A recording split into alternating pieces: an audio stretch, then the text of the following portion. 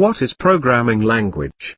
Programming language is a set of instructions, used to communicate with the computer, to perform a specific single task or multiple task. Programming languages are divided into three different categories: machine-level language, assembly language, and high-level language. Machine-level language is the language that directly understood by the computer. Computer understands only 0 and 1, because circuits work on two states, on and off.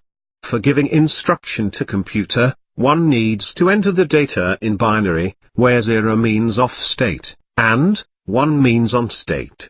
Program runs very fast that written in machine language, because no translator is required for the CPU. Assembly language is the language, in that we are using symbols, means mnemonic codes for the operation parts of the instruction code. Mnemonics are easier to understand, compared to binary codes, but still harder to program than high-level programs. A translator program is required to translate the assembly language to machine language. This translator is known as assembler. Here we have to remember that assembly language is machine-dependent language. It means each machine has its own assembly language, which is dependent upon the internal architecture of processor. Linker will rearrange the pieces of object code into single executable file, and loader program will load the executable file into RAM for execution. High-level language is the language that is user-friendly, and its syntax nearly matches with English-like language. High-level languages are closer to human languages. High-level languages are easier to read, write, and maintain. Compiler or interpreter is required to translate the high-level language to machine language. Basic, Pascal, C, C++, and Java are different examples of high-level languages. What is compiler and interpreter? Compiler is a program that converts the instructions into a machine code, or lower-level form, so that they can be executed by a computer. Compiler translate the full program code into machine code at a time, whereas the interpreter translate one statement of a program at a time, instead of producing a complete machine code. Compiler generates intermediate object code, which further requires linking, hence requires more memory. No intermediate object code is generated in interpreter, hence are memory efficient. Compiler in different languages. C language. Here compiler will compile the file file1.c, and produce the object code. After that, linker will rearrange the pieces of object code, and loader program will load the executable file into RAM for execution. Here one main thing to remember is that the file2.c is compiled on its own, and then the output is linked with the output of compiling file1.c, to form a single executable, which links successfully. Java language. Here compiler will compile the file file1.java, and produce the class file, which contains the bytecode. After that, JVM executes them at runtime. Here one main thing to remember is that bytecode is platform independent, and JVM is platform dependent. Every operating systems have its own JVM.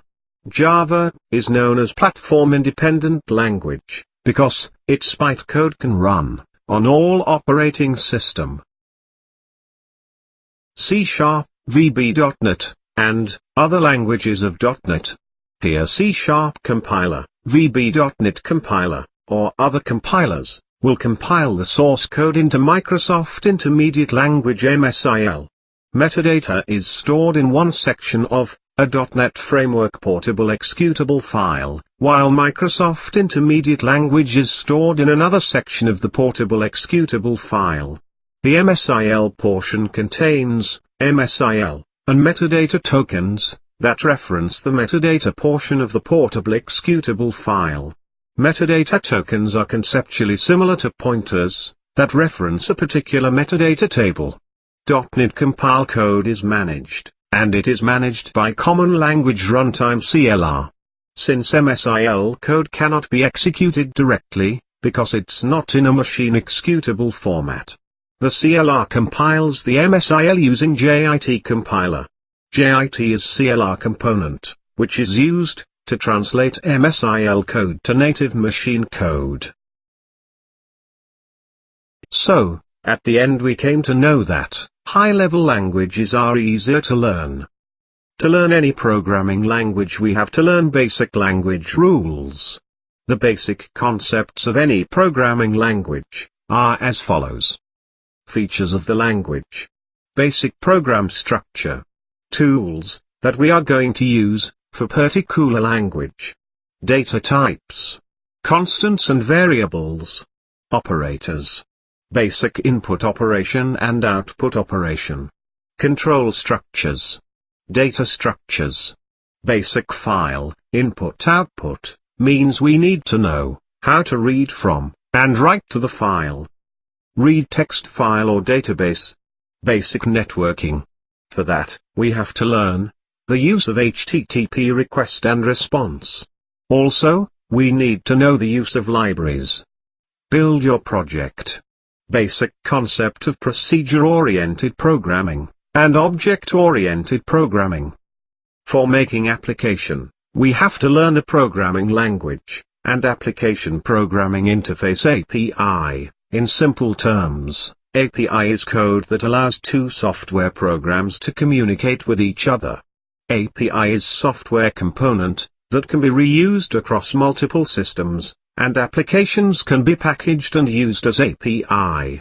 If applications written in different languages, middleware can provide messaging services. By following these all concepts, we can learn any programming language very quickly. Thank you.